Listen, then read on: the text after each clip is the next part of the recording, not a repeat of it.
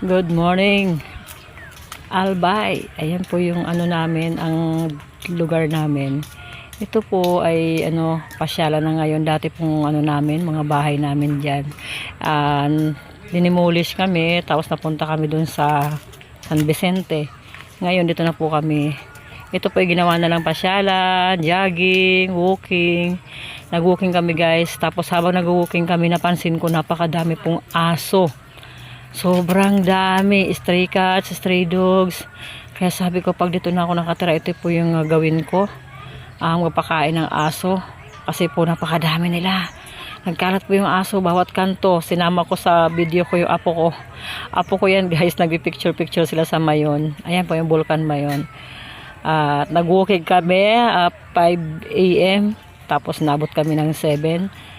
Sarap po mag-walking dyan guys. Napakaganda ngayon ng panahon. Hindi pa siya masyado mainit kasi maagang maaga pa po yan. Ang ganda ng view. Ayan po yung lugar ko.